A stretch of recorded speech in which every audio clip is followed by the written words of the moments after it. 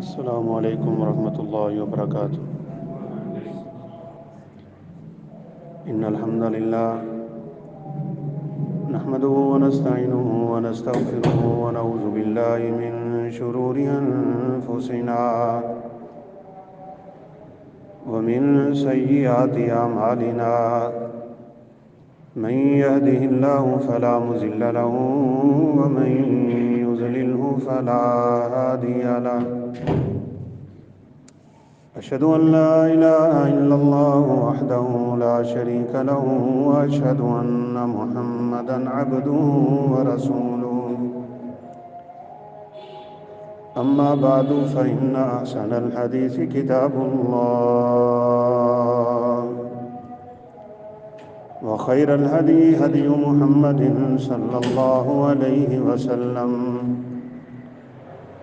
وشر الأمور محدثاتها وكل محدثة بدعة وكل بدعة ضلالة وكل ضلالة في النار يا أيها الذين آمنوا اتقوا الله حق تقاته ولا تموتن إلا وأنتم مسلمون يا أيها الذين آمنوا اتقوا الله وقولوا قولا سديدا يصلح لكم أعمالكم ويغفر لكم ذنوبكم ومن يطع الله ورسوله فقد فاز فوزا عظيما أعوذ بالله من الشيطان الرجيم بسم الله الرحمن الرحيم قل هل ننبئكم بالأخسرين أعمالا الذين ضل سعيهم في الحياة الدنيا وفي الآخرة وقال النبي صلى الله عليه وسلم إياكم ومحدثات الأمور رب اشرح لي صدري ويسر لي أمري واحلل عقدة من لساني يفقهوا قولي رب زدني علما سبحانك لا علم لنا إلا ما علمتنا إنك أنت العليم الحكيم۔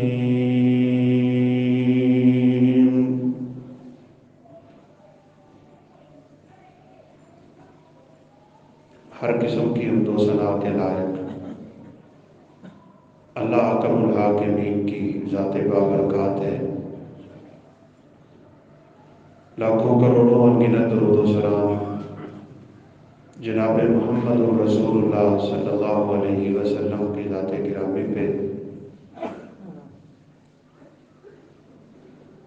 یہ رجب کا مہینہ ہے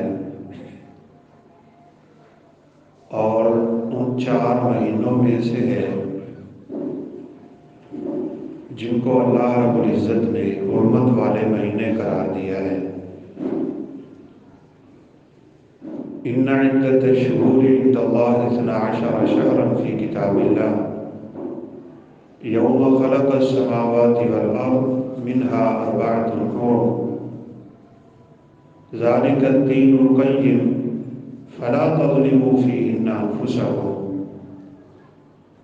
فرمایا کہ اللہ تعالیٰ نے جب سے زمین و آسمان کا نظام بنایا ہے اس کے ہاں مہینوں کی تعداد 12 ہی ہے۔ ان 12 مہینوں میں سے 4 مہینے بڑی عزت والے ہیں، حرمت والے ہیں، جن کی رسول اللہ صلی اللہ علیہ وسلم نے وضاحت فرمائی۔ آپ نے فرمایا ثلاث متتالیات، 3 مہینے تو ان میں سے پے در پے آتے ہیں، ذوالقعدہ، ذوالحجہ اور محرم، اور چوتھا مہینہ آپ صلی اللہ علیہ وسلم نے فرمایا رجب ہے، ان کی حرمت کا کیا مطلب ہے کہ یہ 4 مہینے حرمت والے ہیں؟ اس کے 2 بڑے معنی مفسرین بیان کرتے ہیں۔ ایک یہ کہ ان مہینوں میں جنگ کرنا، قتال کرنا اللہ رب العزت نے حرام قرار دیا تھا، لیکن پھر یہ حکم ختم ہو۔ پھر دوسرا جو اس کا بڑا معنی ہے وہ باقی ہے، اور وہ یہ کہ ان مہینوں میں گناہ کرنا، کوئی ظلم کا کام کرنا، کوئی اللہ رب العزت کی ناراضگی کی بات کرنا، یہ دوسرے مہینوں سے زیادہ حرام ہے۔ ان میں عبادت کرنے کا اجر زیادہ ہوگا اور گناہ کرنے کا وبال زیادہ ہوگا۔ لہذا ان تینوں مہینوں میں جو پے در پے ہیں، اور یہ چوتھا مہینہ جو رجب کا ہے، اس میں بالخصوص ہمیں اپنے آپ کو گناہوں سے بچانا ہے، نیک اعمال کی طرف توجہ زیادہ رکھنی ہوگی اور خود کو گناہوں سے محفوظ کرنا ہوگا۔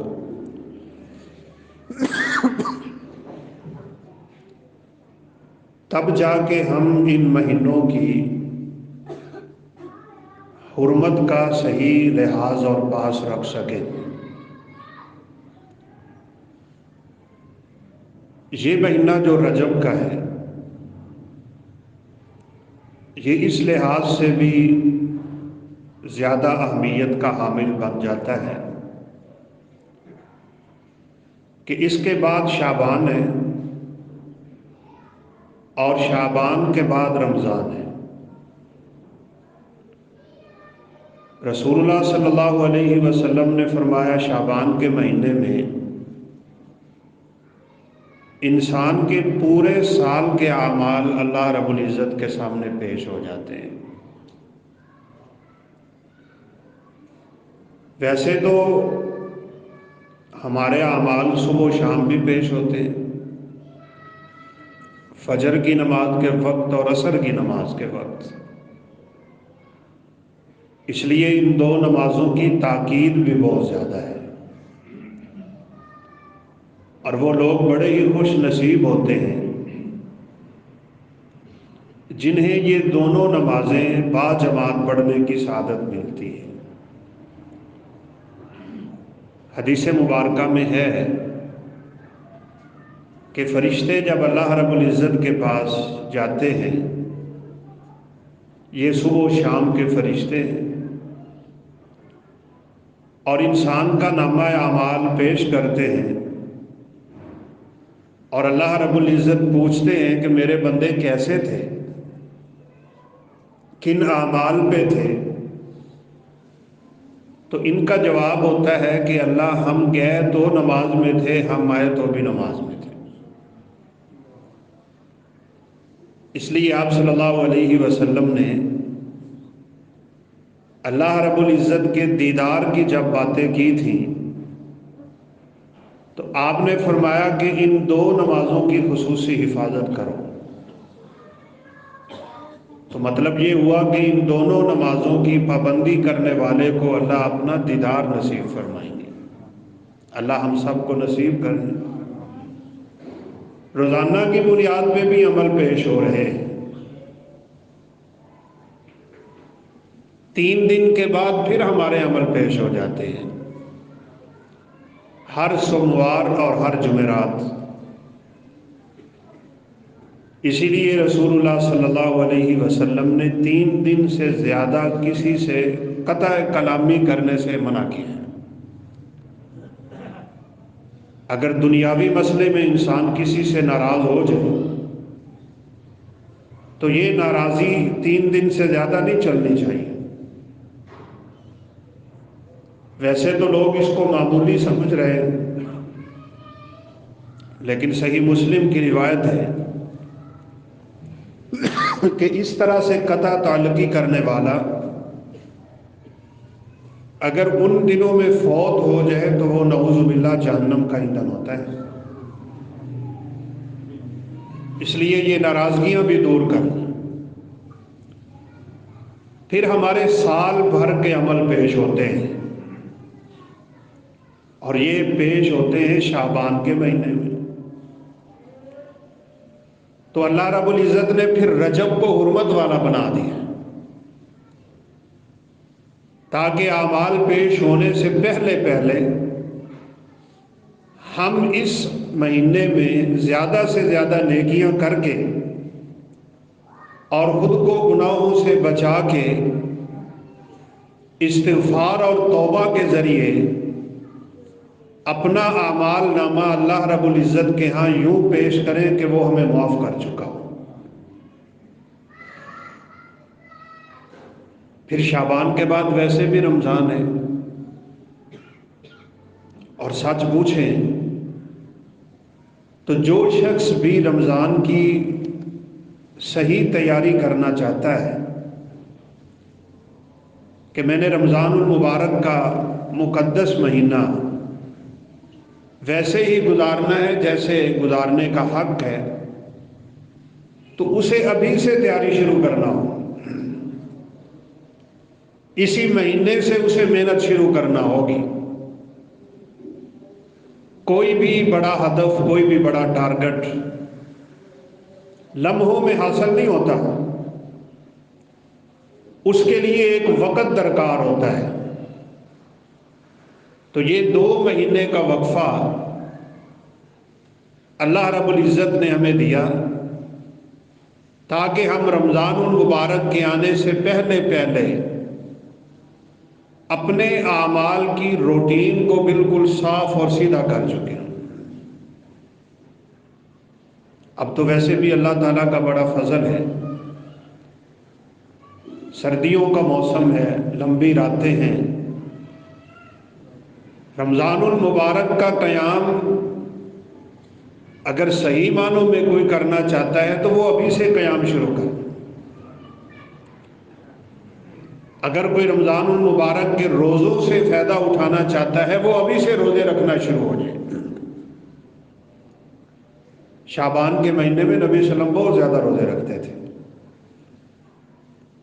تو آپ سے پوچھا گیا کہ آپ اتنے روزے شعبان کے کیوں رکھتے ہیں؟ تو آپ نے فرمایا ھذا شہر، یہ ایک مہینہ ایسا ہے کہ غفل بالناس، لوگ اس مہینے میں غفلت میں ہوتے ہیں، اللہ کے ان کے اعمال پیش ہو رہے۔ تو یہ جو حرمت والے مہینے ہیں یہ گویا کہ اللہ رب العزت کی طرف سے ہمارے لیے ایک نعمت ہے۔ نیکیوں کا اجر بڑھ جاتا ہے لیکن گناہوں کا وبال بھی زیادہ ہو جاتا ہے۔ اللہ تعالیٰ سے دعا ہے اور ہمیں کرتے بھی رہنا چاہیے کہ اللہ رب العزت ہمیں ان مہینوں کے تقدس کو سمجھنے کی توفیق دے اور ان کو ویسے ہی گزارنے کی توفیق دے جیسے گزارنے چاہیے۔ لیکن افسوس کی ایک بات ہے، اور وہ یہ کہ اس مہینے میں لوگ بدعات بہت زیادہ کرتے ہیں۔ بدعتی لوگ تو کرتے ہی کرتے ہیں، کچھ ایسے بھی ان کے ساتھ بیچارے شامل ہو جاتے ہیں جن کو اللہ رب العزت نے توحید و سنت کی توفیق عطا کی ہوئی ہوتی ہے، اور وہ سمجھ نہیں رہے ہوتے کہ اس بدعت کی گمراہی اور اس بدعت کا نقصان شریعت میں کتنا زیادہ ہے۔ آپ اس چھوٹے سے واقعہ سے اندازہ لگا سکتے ہیں عبداللہ بن مسعود رضی اللہ تعالیٰ عنہ ایک مسجد میں داخل ہوئے تو کیا دیکھتے ہیں لوگ کنکریوں کے اوپر ذکر کر ایک ایک کنکری اٹھا کے پھینکی جا رہے ہیں، کنکریوں کا ڈھیر لگایا ہوا ہے، جیسے آج کل بعد مسجدوں میں گٹھلیوں کے ڈھیر لگے ہوتے ہیں۔ ذکر ہو رہا ہے، کنکریاں پھینکی جا رہے ہیں۔ تو انہوں نے ان ذکر کرنے والوں سے کہا کہ اٹھ جاؤ یہاں سے، اور یہ جو کنکریوں کا ڈھیر لگا کے بیٹھے ہو نا، تم جاؤ اور اتنے گناہ کرو جتنی یہ کنکریاں ہیں، اور پھر اپنے ان گناہوں کو ان کنکریوں پہ شمار کرو، ایک ایک گناہ شمار کرتے جاؤ، کنکری پھینکتے جاؤ۔ ان کنکریوں کی مقدار گناہ کرنا تمہاری اس بدعت سے کہیں کم ہوگا۔ تو بدعت تو گویا کہ اسلام کی عمارت کو ڈھا دینے والی چیز ہوتی ہے، اور غالباً حسن بصری رحمت اللہ علیہ اسی لیے فرمایا کرتے تھے کہ جس شخص نے اپنے آپ کو بدعت میں ملوث کر لیا، اس نے گویا کہ اسلام کی عمارت کو ڈھا دیا۔ کسی بھی گناہ سے شیطان اتنا خوش نہیں ہوتا جتنا کسی آدمی کی بدعت کرنے سے خوش ہو جاتا ہے، اور اس کی ایک وجہ ہے، اور وہ وجہ یہ ہے کہ گناہ کرنے والا گناہ کو گناہ تو سمجھتا ہے نا، اس کا دل اسے ملامت تو کرتا ہے، اسے پتہ ہوتا ہے میں گناہ کر رہا ہوں، اور وہ کسی نہ کسی دن اس گناہ کو چھوڑ دے گا۔ کوئی بات اس پہ اثر کر جائے گی، کسی کی نیکی اس پہ اثر کر جائے گی، کسی کی دعا اسے پہنچ جائے گی، لیکن بدعتی آدمی اپنی بدعت کو چھوڑتا نہیں۔ وہ کیوں نہیں چھوڑتا؟ اس لیے کہ وہ اس کو نیکی سمجھ رہا ہوتا ہے۔ شیطان اس کے لیے یہ اس کے اعمال مزین کر رہے ہیں، اور یہ بدعت اس کی ساری نیکیوں کو تباہ کر دیتی۔ گناہ کرنے سے اس گناہ کا وبال اور عذاب اس پہ رہتا ہے، لیکن نیکیاں ضائع نہیں ہوتی، اللہ کے کچھ گناہ جو ہیں وہ موبقات میں چلے جاتے ہیں۔ وہ 7 گناہ ہیں، اللہ ہم سب کو ان سے محفوظ رکھے۔ ان کو رسول اللہ صلی اللہ علیہ وسلم نے موبقات کہا ہے، یعنی وہ نیکیوں کے لیے ہلاکت خیز گناہ، شرک کرنا، جادو کرنا یا کروانا، کسی یتیم کا مال کھانا، جنگ سے بزدلی دکھاتے ہوئے بھاگ جانا، کسی پاک دامن عورت پہ الزام دھر دینا، یہ سارے کے سارے گناہ جو ہے وہ انسان کے اعمال کو برباد کرنا۔ لیکن اگر ایک شخص نے جھوٹ بولا ہے، نماز پڑھ کے گیا، باہر جا کے اس نے جھوٹ بول دیا، اس کے جھوٹ کا گناہ اس پہ ہے، نماز ضائع نہیں ہوئی، لیکن بدعتی آدمی کی بدعت سے اس کے سارے اعمال ہی غارت ہو جاتے ہیں، برباد ہو جاتے ہیں۔ رسول اللہ صلی اللہ علیہ وسلم کے خطبوں میں کوئی ایسا خطبہ نہیں کہ جس میں آپ تقریباً یہ الفاظ نہ بولتے ہو، کل بدعت ضلالہ، ہر بدعت گمراہی۔ اور یہاں ہمیں یہ بھی نکتہ سمجھ لینا چاہیے، کچھ لوگ کہتے ہیں جی بدعت 2 طرح کی ہوتی ہے، بدعت حسنہ اور بدعت سیئہ۔ کوئی حسنہ نہیں، بدعت بدعت ہے، وہ اچھی کیسے ہوگی؟ رسول اللہ صلی اللہ علیہ وسلم نے تو فرمایا کل بدعت ضلالہ، ہر بدعت گمراہی ہوتی ہے۔ اور ایک کمزور روایت میں ہے وَكُلُّ ضَلَالَةٍ فِي النَّارِ، اور ہر گمراہی انسان کو جہنم کی طرف کھینچتی، جہنم میں لے جائے۔ اس لیے دعا کرتے رہا کریں کہ اللہ ہمیں دو بیماریوں سے ہمیشہ نجات دے دے، ایک شرک اور ایک بدعت۔ یہ دونوں ہی انسان کے اعمال کو برباد کر دیں۔ ہمارے ہاں یہ جو رجب کا مہینہ ہے نا، اس کی پہلی تاریخ کو ہی کچھ لوگ رات کو نماز پڑھتے ہیں۔ اب اگر یہ نماز سنت ہوتی، اس نماز کی کوئی فضیلت ہوتی، تو رسول اللہ صلی اللہ علیہ وسلم ہمیں ضرور آگاہ کرتے۔ اور بدعتی سے شریعت کو اس لیے بھی نفرت ہے کہ گویا کہ وہ یہ سمجھ رہا ہوتا ہے کہ دین مکمل نہیں ہوا، میرا یہ کام دین میں بڑا خیر والا ہو۔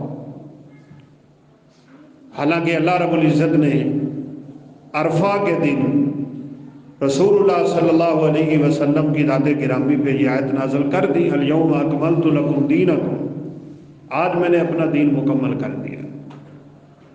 اور رسول اللہ صلی اللہ علیہ وسلم نے کیا خوب فرمایا تھا، ترکتکم علی محجۃ بیضاء لیلها کنہارها لا یزیغ عنہا الا ہالک، میں تمہیں بالکل ایک روشن دین پہ چھوڑ کے جا رہا ہوں۔ اور یہ دین اتنا روشن ہے، آپ نے فرمایا لیلوہا کنہاریہا، اس کی راتیں بھی دن کی طرح چمک رہی ہیں۔ اور آپ نے فرمایا کوئی ایسا عمل نہیں جو تمہیں جنت کے قریب کرتا ہو، وہ میں تمہیں بتا چکا ہوں۔ کوئی ایسا عمل نہیں جو تمہیں جہنم کے قریب کرتا ہو، میں اس سے ڈرا چکا ہوں۔ تو جب آپ نے کوئی عمل ایسا چھوڑا ہی نہیں جو ہمارے لیے خیر کا باعث ہو، تو پھر ایک بدعتی آدمی جب کوئی بدعت کرتا ہے تو وہ شریعت میں اضافہ کر رہا ہو۔ کوئی جو ہے وہ صلاۃ الفیہ پڑھنا شروع ہو جاتے ہیں۔ ویسے یہ بھی اس معاشرے کی بہت بڑی بیماری ہے کہ سنتوں کی لوگ پرواہ نہیں کرتے اور بدعتوں کو ایک دم قبول کر لیتے ہیں۔ شیطان اس کو مزین کرتا ہے۔ میں ایک چھوٹی سی مثال دیا کرتا ہوں۔ آج کل ٹرینڈ ہے سلام لینے کے بعد سینے پہ ہاتھ رکھ کے تھوڑا سا جھک جاتے ہیں۔ یہ کیا ہے؟ یہ طریقہ ہمیں کس نے سکھلایا ہے؟ کیوں ہم کسی کے سامنے جھکیں؟ اجازت ہی نہیں اللہ رب العزت کے علاوہ انسان کسی کے سامنے تعظیم سے جھکے۔ تعظیم سے جھکنے کے قابل اس کائنات میں صرف اللہ رب العزت کی ذات ہے۔ رسول اللہ صلی اللہ علیہ وسلم کے سامنے ایک صحابی جھکنے لگے تھے۔ آئے وہ کیسر و کسریٰ کی سلطنتیں دیکھ کے اور شان و شوکت دیکھ کے کہ ان کے ماننے والے تو ان کو سجدے کرتے، تو دل میں یہ خیال آ کہ تعظیم کے لائق تو اس دنیا میں سب سے زیادہ محمد عربی صلی اللہ علیہ وسلم، تو میں جا کے آپ کے سامنے جھک جاؤں گا۔ تو جو ہی وہ جھکنے لگے تو آپ صلی اللہ علیہ وسلم نے انہیں سیدھا کر منع فرما دیا۔ ایک ہی ذات ہے کہ جس کے سامنے ہم رکوع و سجود میں جھکتے ہیں، بس۔ لیکن یہ دیکھ لیں آپ بدعت کس طرح زور و شور سے پھیل گئی دنیا میں۔ ہمارے صحیح العقیدہ لوگ، سنت کو سمجھنے والے، سنت پہ چلنے والے، دین کو سمجھنے والے، ان میں بھی یہ بدعت سرایت کر چکی۔ سلام لے کے سینے پہ ہاتھ رکھ کے تھوڑا سا جھک جاتے ہیں۔ تو بدعتیں بڑی جلدی معاشرے میں زور پکڑتی ہیں۔ اور یہ بھی آپ نقطہ یاد کر لیں، جس مسئلے میں بدعت آئے گی نا، اس کے مقابلے میں سنت اٹھ جائے گی، اور جہاں آپ سنت پہ کار بند ہوگے اس کے مقابلے میں جو بدعت ہوگی وہ بدعت اٹھ جائے گی۔ رسول اللہ صلی اللہ علیہ وسلم کا نام نامی، اسم گرامی جب ہم بولتے ہیں یا سنتے ہیں تو ہمیں درود پڑھنا چاہیے۔ آپ دیکھ لیں جو لوگ انگوٹھے چومتے ہوں گے وہ درود نہیں پڑھتے، وہ اس بدعت کی طرف مائل ہو گئے، اور اللہ کے فضل سے جن کو درود پڑھنے کی توفیق ملی ہے وہ انگوٹھے نہیں چومیں گے۔ سنت پوری دنیا میں ایک طرح کی ہوتی ہے، بدعت ہر جگہ پہ اپنا انداز بدل لیتی ہے۔ آپ یہ اذان سے پہلے درود کا ہی مسئلہ لے لیں، کتنے مسائل، الفاظ مختلف ہیں، انداز مختلف ہیں۔ کوئی بھائی دوسرے سے بات کرتے ہوئے سمجھا رہا تھا کہ رسول اللہ صلی اللہ علیہ وسلم کی اذان تو اللہ اکبر سے شروع ہوتی تھی اور لا الہ الا اللہ پہ ختم ہو جاتی تھی، یہ تم نے کیا ایجاد کر دیا، الصلاۃ والسلام علیکہ یا رسول اللہ۔ اور بات کرتے کرتے کہا کہ پھر تم تکبیر سے پہلے کیوں نہیں پڑھتے ہو الصلاۃ والسلام علیکہ یا رسول اللہ؟ تکبیر سے پہلے بھی پڑھو نا صلاۃ و سلام۔ تو اس نے کہا ٹھیک ہے، اس اللہ کے بندے نے تکبیر سے پہلے بھی شروع کر دیا۔ تو دین ہمارا ایسا نہیں ہے کہ ہم اپنی مرضی کریں، دین کے مسئلے میں شریعت کی اجازت چاہیے ہوگی کہ یہ کام جائز ہے۔ اس لیے رسول اللہ صلی اللہ علیہ وسلم نے فرمایا من عمل عملا لیس علیہ امرنا فہو رد، جس بندے نے بھی ایسا عمل کیا کہ وہ عمل ہم سے ثابت نہیں، ہم نے اس کی اجازت نہیں دی، فہو رد، اس کا یہ عمل اللہ رب العزت کے ہاں مردود ٹھہرتا ہے، رد کر دیا جاتا ہے، واپس کر دیا جاتا ہے، دھتکار دیا جاتا ہے۔ بلکہ بات یہاں تک نہیں رہتی، وہ عمل اس کے لیے عذاب کا موجب بن جاتا ہے۔ سیدنا عبداللہ بن عمر رضی اللہ تعالیٰ عنہ ایک شخص کو دیکھا، وہ فجر کی نماز کے فوراً بعد اٹھ کے نفل پڑھنے لگا۔ انہوں نے اس کو روکا، اللہ کے بندے نفل تو سورج کے نکلنے تک آپ نہیں پڑھ سکتے، رسول اللہ صلی اللہ علیہ وسلم نے منع فرمایا۔ اس کا آگے سے کہنا یہ تھا کہ آپ کا کیا خیال ہے، میں یہ جو نفل پڑھ رہا ہوں، ان نفلوں کی وجہ سے کیا میرا اللہ مجھے عذاب دے گا؟ کیا نماز پڑھنے پہ اللہ مجھے عذاب دے گا؟ تو وہ فرمانے لگے کہ نماز کی وجہ سے تو اللہ کبھی کسی کو عذاب نہیں دے گا، لیکن یہ نماز جو تو سنت کی مخالفت میں پڑھ رہا ہے، سنت کی خلاف ورزی پہ تجھے عذاب ضرور ہو۔ ہمارے ہاں بھی لوگوں کی یہ سوچ بنی ہوئی ہے کہ ہم نیکی ہی تو کر رہے ہیں، اس میں حرج کیا ہے، اس میں گناہ کیا ہے؟ اس میں حرج بھی ہوتا ہے، اس میں گناہ بھی ہوتا ہے۔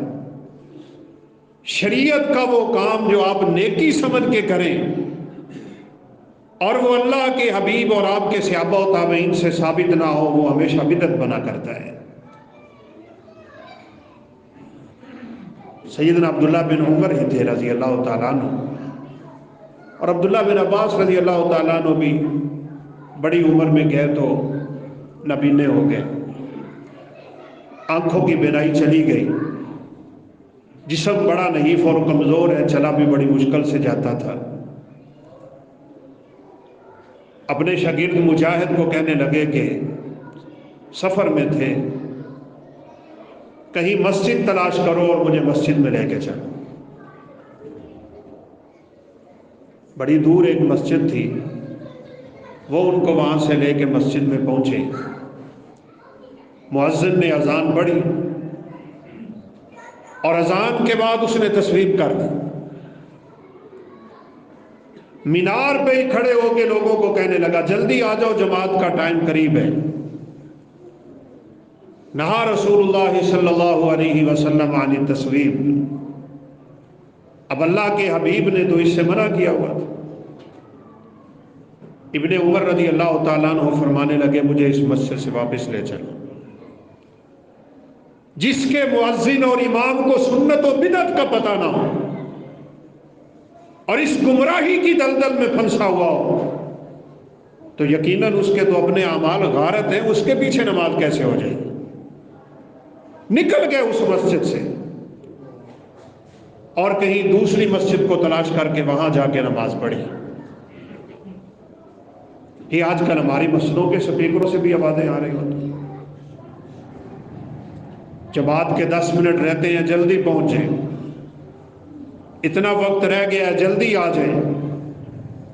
اذان کے بعد لوگوں کو نماز کی فضیلتیں بتائی جا رہی ہوتی ہیں، مختلف انداز میں ان کو نماز کی طرف پکارا جا رہا ہوتا ہے۔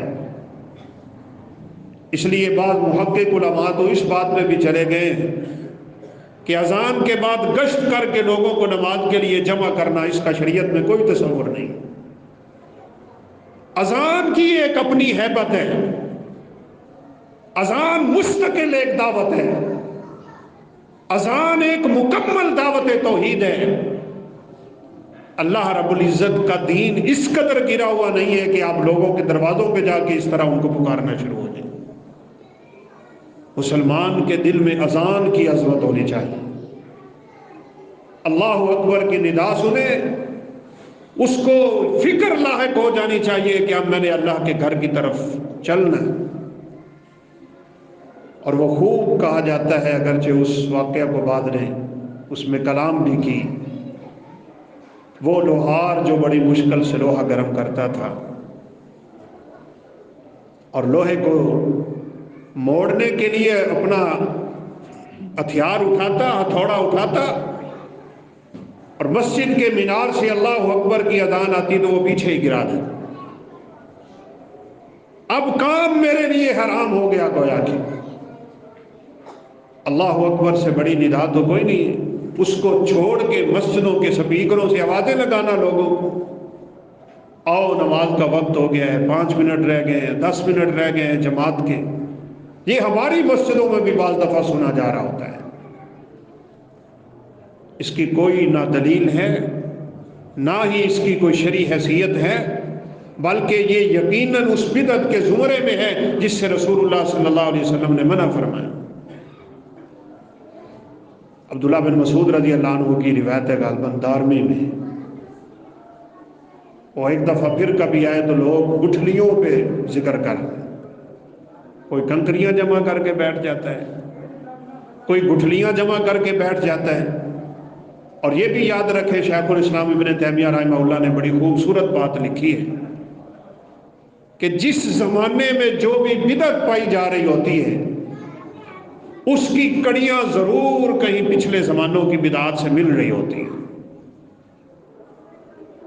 آپ رضی اللہ تعالیٰ عنہ داخل ہوئے نا تو ان لوگوں کو کنکریاں مار مار کے اٹھا دی، کہو اللہ کے بندو، ابھی تو رسول اللہ صلی اللہ علیہ وسلم کے برتن بھی پڑے ہیں، ابھی تو آپ کا لباس بھی گھر میں موجود ہے، ابھی تو آپ کا ورثہ ہمارے پاس موجود ہے، اور تم نے اللہ کے پیغمبر کی سنتوں کو ہوا میں اڑا دی۔ ذکر بہت بڑا عمل، بڑی فضیلت کا عمل، لیکن ذکر کرنے کے لیے طریقہ مصطفیٰ چلے۔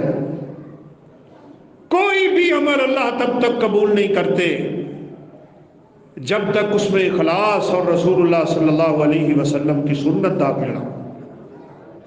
کوئی عمل، ایک بھی، کسی بھی عمل کی قبولیت کے لیے یہ شرطیں کرنے والا مسلمان ہو، اللہ رب العزت کی رضا کے لیے کرتا ہو بس، اور رسول اللہ صلی اللہ علیہ وسلم کے طریقہ کے مطابق کرتا ہو۔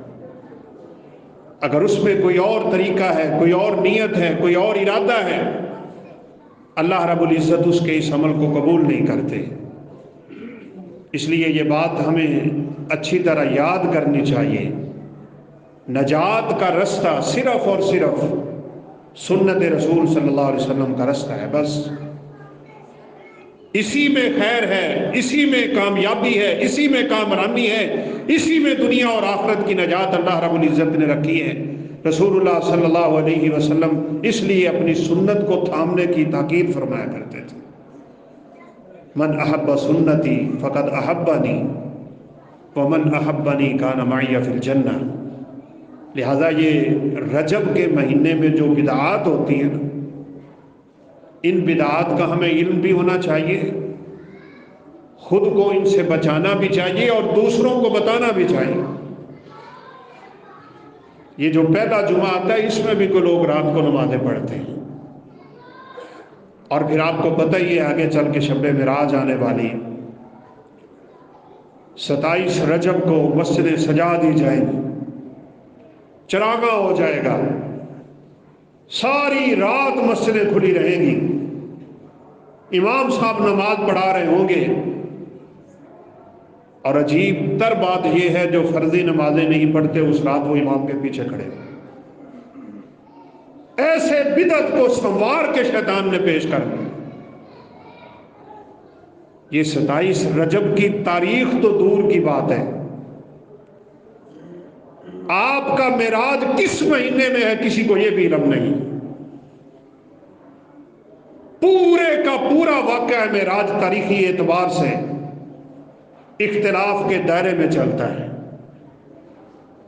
یہ ہوا کس سال ہے، کس مہینے میں ہوا ہے، کس دن کو ہوا ہے، اس میں علماء کے اقوال ہی اقوال، اختلاف ہی اختلاف، اور شاید اس میں بھی ایک حکمت ہوا کرتی ہے، اور وہ پہلے بھی کئی دفعہ ہم نے ذکر کیا کہ اسلام میں دن منانے کا تصور ہے ہی کوئی نہیں۔ لوگ سوالات کرتے رہتے ہیں، جی میں اپنا برتھ ڈے منانا چاہتا ہوں۔ کس چیز کا برتھ ڈے منانا چاہتا ہے تو؟ گناہوں سے لتھڑی ہوئی زندگی، آئے دن تو قبر کے قریب ہو رہا ہے، حسابات قریب آ رہے ہیں، اللہ سے ملاقات کا وقت قریب آ رہا ہے، تیری عمر کا لمحہ لمحہ بیت کے تجھے موت کے قریب کرتا جا رہا ہے، اور یہ برتھ ڈے کی خوشیاں مناتا پھرتا ہوتا ہے۔ تجھے خوشی کس بات کی؟ تجھے تو اپنی نجات کا فکر اتنا ہونا کہ انسان تو یقین مانے، کبھی بیٹھ کے سوچے آخرت کے مراحل کو تو قائل ہونا شروع ہو جاتا ہے کہ معاملات وہاں چلیں گے کیسے۔ لہذا اسلام میں دنوں کو منانے کا کوئی تصور نہیں۔ ہاں، اسلام ایک بات ضرور چاہتا ہے، قرآن و سنت میں جتنے بھی واقعات بیان ہوتے ہیں نا، ان واقعات میں نصیحتیں کیا ہیں، ان واقعات میں عبرتیں کیا ہیں، ہمارے لیے دروس اور اسباق کیا ہیں، اس کی طرف لوگ نہیں جاتے، ظاہری نمود و نمائش پہ بڑے چلے جاتے ہیں، کبھی نہیں اس بات کی طرف سوچیں گے کہ رسول اللہ صلی اللہ علیہ وسلم کو معراج ہوا کیوں تھا۔ بس 27 رجب آنا چاہیے اور بدعتی مولویوں کے تو دروازے کھل جائیں، کھانے پکیں گے، محفلیں ہوں گی، پروگرام ہوں گے، ساری ساری رات کا قیام ہوگا، اگلے دن کا لوگ روزہ رکھیں گے، اور اس کے لیے جھوٹی من گھڑت ضعیف موضوع ترین روایات بیان کر کر کے لوگوں کا نعوذ باللہ عقیدہ برباد کر دیں۔ کبھی ہم بیٹھ کے سوچیں کہ رسول اللہ صلی اللہ علیہ وسلم نے جب معراج کی رات جنت اور جہنم کو دیکھا ہے، کیا مناظر تھے وہ۔ اس واقعہ کی یقین مانے ہر چیز میں ہمارے لیے سبق ہے، ہر چیز میں ہمارے لیے عبرت ہے۔ آپ بیان کرنا چاہتے ہیں، سننا چاہتے ہیں، اس کے دروس اور نصیحتیں، عبرتیں حاصل کریں اس سے۔ رسول اللہ صلی اللہ علیہ وسلم زمزم کے کنویں کے پاس لیٹے ہوئے ہیں، آپ صلی اللہ علیہ وسلم کی آنکھیں بند ہیں، دل تو آپ کا جاگتا رہتا ہے۔ آپ نے ایک آواز سنی، کہا یہ وہی ہے جن کی طرف ہمیں بھیجا گیا ہے؟ کہا ہاں یہ وہی فرشتوں کی آوازیں ہیں۔ رسول اللہ صلی اللہ علیہ وسلم نے فرمایا کہ مجھے انہوں نے پکڑ کے زمزم پہ لٹایا اور میرا سینہ چیر، یہاں تو کھانے پک رہے ہیں، یہاں تو مٹھائیاں تقسیم ہو رہی ہیں، یہاں تو سرور کائنات کے نام پہ امت کو لوٹا جا رہا ہے، اللہ کے حبیب کے نام پہ سبز ٹوپیاں یوں لے کے کھڑے ہیں لوگوں سے چندہ لینے کے لیے۔ جس رب کے حبیب پہ چندہ حرام ہے، آل رسول پہ صدقہ حرام ہے، اسی رسول کے نام پہ نعوذ باللہ صدقے لے لے کے تم اپنے پیٹ بھرتے ہو، بدعات و خرافات کو رواج دیتے ہو۔ توبہ کرنی چاہیے، اور سیکھنا ہو تو ان اسباب کو سیکھیں۔ اللہ کے حبیب کا سینہ کیوں چاک کیا جا رہا ہے، اس طرف نہیں ہمارے دھیان جاتے، اس طرف نہیں کوئی خیال دلواتا کہ یہ رب کے حبیب کا وہ سینہ ہے جس سینے کی ذکر اللہ اپنے قرآن میں کرے۔ الم نشرح لک صدرک ووضعنا عنک وزرک۔ کاش کبھی میں نماز سے آنے سے پہلے اسی چھوٹے سے واقعہ کو سامنے رکھ۔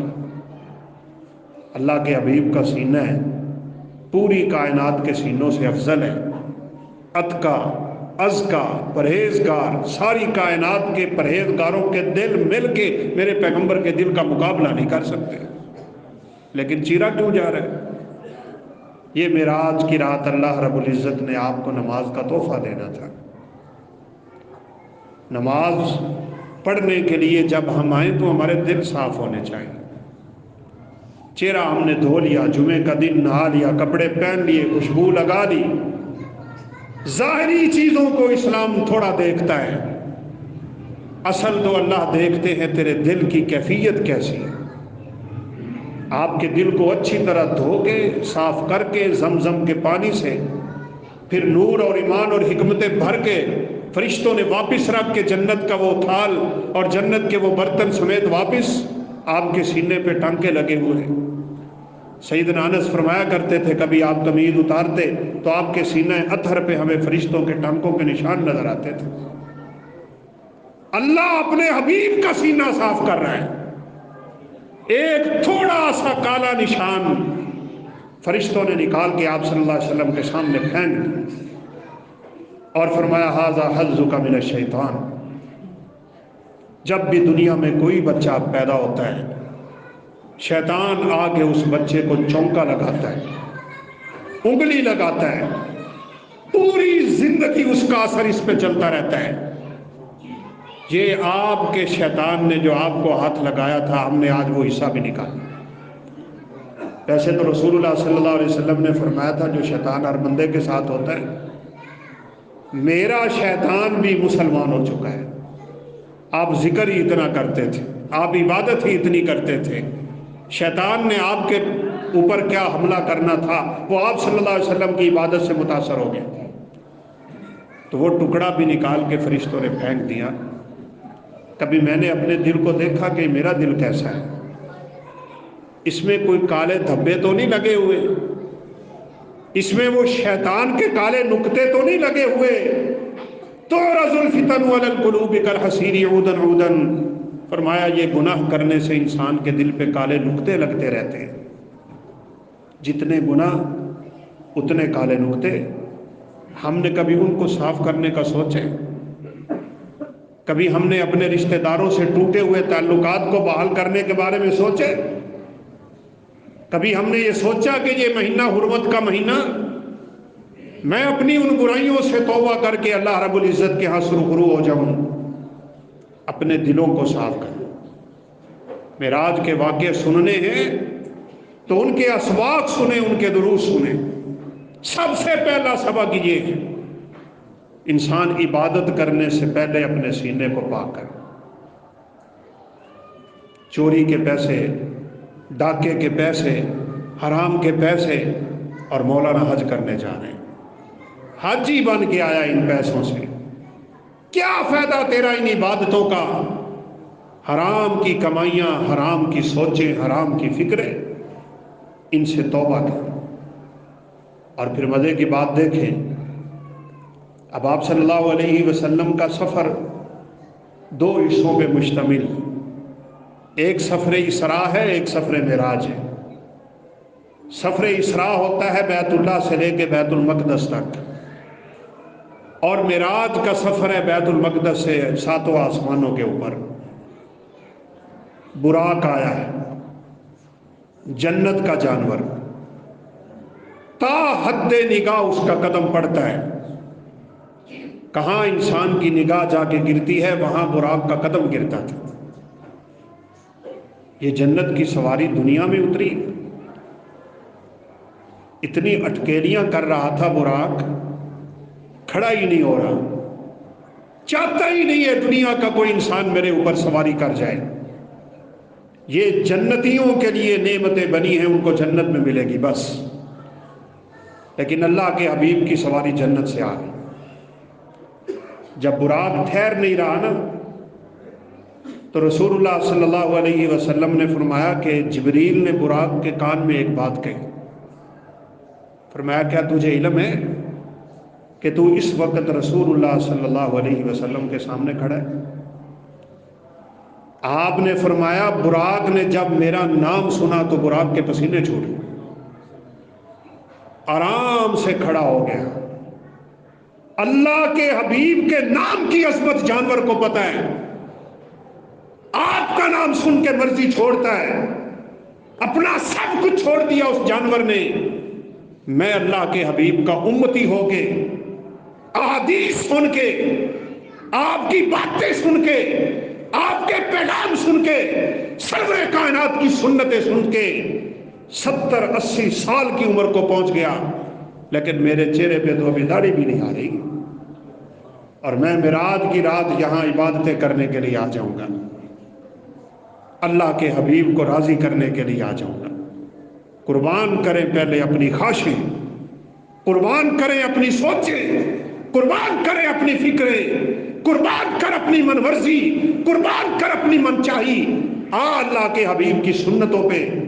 رب کعبہ کی قسم اٹھا کے کہتا ہوں، اعمال کی کمی بیشی اللہ معاف کر دے گا جس بندے کے دل میں نبی کائنات کی سنت کا احیاء ہو جائے، محبت پیدا ہو جائے۔ وہ ایک بدو، ایک عرابی دیہاتی پنڈ کا رہنے والا رسول اللہ صلی اللہ علیہ وسلم کی خدمت میں حاضر ہوا تھا اور کہنے لگا متی الساعہ یا رسول اللہ صلی اللہ علیہ وسلم، اللہ کے حبیب بتائیں نا قیامت کب آئے گی؟ تو آپ صلی اللہ علیہ وسلم کو تو علم نہیں ہے نا قیامت کب آئے گی، نہ ہی اللہ نے کسی فرشتے کو بتایا ہے قیامت کب آنی ہے، نہ کسی پیغمبر کو بتایا ہے قیامت کب آنی ہے، بلکہ یہ تو اتنی مخفی چیز ہے کہ اللہ کہتے ہیں اکاد اخفیہا، میں تو خود بھی اس کو چھپانے لگا اپنے آپ سے، پتہ ہی نہیں قیامت نے آنا کب ہے۔ تو آپ صلی اللہ علیہ وسلم نے آگے سے اس کو جواب دیا جو جواب اس کو فائدہ دینے والا تھا۔ اور یہ بھی میرا آپ کے لیے ایک پیغام ہے، فضول سوال نہ کیا کریں، وہ سوال کریں جو آپ کی عبادت سے تعلق رکھتا ہو، کرنے نہ کرنے سے تعلق ہے، حلال و حرام سے تعلق۔ بس ایسے ہی مولویوں کا امتحان لینے کے لیے جی آدم علیہ السلام کا نکاح کس نے پڑھایا، آپ کو کیا لگے کس نے پڑھایا؟ موسیٰ علیہ السلام کی لاٹھی کتنی لمبی تھی، آدم علیہ السلام کا جنازہ کس نے پڑھایا؟ یہ کوئی سوالات ہیں جن کا کوئی تعلق ہی نہیں ہماری عبادت سے۔ ہاں سوال کرنا ہے تو وہ کر جو تیرے اور میرے فائدے کے لیے۔ وہ ایک بڑا عقل مند سیانہ بنا ہوا تھا اور مولوی صاحب سے کہنے لگا کہ آپ کو پتہ ہے یہ نماز میں 2 سجدے کیوں ہیں، ایک رکعت میں 2 سجدے کیوں؟ انہوں نے کہا بھائی مجھے تو پتہ نہیں ہے، حالات تو ہمیں مولوی بنا پھرنا ہے۔ یہ ایک سجدہ وہ ہے جو اللہ نے فرشتوں کو حکم دیا تھا آدم کو کرنے کا، اور دوسرا سجدہ ہے کہ جب فرشتوں نے سر اٹھایا اور دیکھا کہ شیطان نے نہیں کیا، دھتکار دیا گیا، وہ دوبارہ سجدے میں گر گئے، جھوٹ اپنی طرف سے۔ تو مولوی صاحب نے کہا اب ایسے بندے کے ساتھ ویسے بھی دماغ نہیں کھپانا چاہیے، وَإِذَا خَاطَبَهُمُ الْجَاهِلُونَ قَالُوا سَلَامًا، سلامتی کی بات کریں اور گزر جائیں۔ تو اس نے کہا چلے جی شکریہ آپ کا، آپ نے میری معلومات میں اضافہ کر دیا۔ آپ ذرا یہ بتائیں اگر نماز پڑھتے ہوئے کوئی بندہ دوسرا سجدہ بھول جاتا ہے وہ کیا کرے؟ تو منہ بنا کے کہنے لگا کہ اس کا تو مجھے پتہ نہیں ہے۔ تو کہا افسوس تجھ پہ، جس بات کا پتہ ہونا چاہیے تھا اس کا تو تجھے پتہ نہیں ہے، اور جو بے تکی ہے اس کا تجھے پتہ ہے۔ ہمارے بھی حالات یہی ہیں، کوئی دین کی بات کر رہا ہو نا اور کوئی بات نہ آئے تو وہ سوال آگے سے کریں گے جس کا کوئی سر پیر ہی نہیں ہوتا۔ تو بہرحال رسول اللہ صلی اللہ علیہ وسلم نے اپنے اس صحابی کی رہنمائی کر دی اور فرمایا کہ وما عادت لہا، تجھے قیامت سے کیا لگے، تو یہ بتا کہ تو نے قیامت کی تیاری کتنی کر رکھی۔ جس کو سنت سے محبت ہے، جس کو آپ سے محبت ہے، تو اس نے کہا کہ وما عادت لہا کبیراً، میں اس کی زیادہ تیاری تو نہیں کر سکا، ایک عمل ہے، کمال کا عمل ہے، اس عمل پہ مجھے ناز بھی بڑا ہے، اور وہ یہ کہ مجھے آپ سے محبت بڑی شدید ہے۔ اللہ اکبر۔ تو رسول اللہ صلی اللہ علیہ وسلم نے فرمایا انت مع احببتا، پھر تجھے قیامت کا سوال کرنے کی ضرورت ہی نہیں ہے، تو قیامت کے دن اس کے ساتھ ہوگا جس کے ساتھ تو محبت کرتا ہے، جس کے ساتھ انسان کو محبت ہے۔ اصل سبق یہ ہے، براق آپ صلی اللہ علیہ وسلم کے لیے ٹھہرا ہے، آپ پھر پہنچے، اللہ اکبر، فرشتوں کی جماعت ساتھ ہے، انبیاء کی جماعت ہے، آپ صلی اللہ علیہ وسلم کو وہاں امام الانبیاء کا لقب ملا ہے۔ انشاءاللہ زندگی رہی تو ہم آئندہ آنے والے جمعہ میں معراج کے واقعات سے حاصل ہونے والے دروس، عبرتیں، نصیحتیں، اسباق، اس موضوع پہ گفتگو کریں گے۔ اللہ رب العزت سے دعا ہے کہ وہ ہمیں بدعات سے بچا کے رکھے، بدعت و خرافات کی زندگی سے اللہ ہمیں محفوظ رکھے۔ یہ بات یاد کر لیں، رجب کے مہینے میں کوئی کسی قسم کی فضیلت ثابت نہیں ہے، کوئی کسی قسم کی نماز ثابت نہیں ہے، کوئی کسی قسم کا عمل ثابت نہیں ہے، کسی رات کا کوئی قیام ثابت نہیں ہے۔ ہاں، یہ حرمت والا مہینہ ہے، عزت والا مہینہ ہے، اس میں نیک اعمال کریں گے اجر زیادہ ملے گا، اس میں اللہ نہ کرے کوئی گناہ کرے گا اس کا وبال زیادہ ہوگا۔ اپنے آپ کو ان مہینوں میں گناہوں سے بچانا چاہیے، نیکیوں کی طرف خود کو لگانا چاہیے۔ اللہ ہم سب کو نیک اعمال کی توفیق دے، بدعت و خرافات سے، سیئات سے، اور اللہ اپنی نافرمانیوں سے ہم سب کو بچا کے رکھے۔ وآخر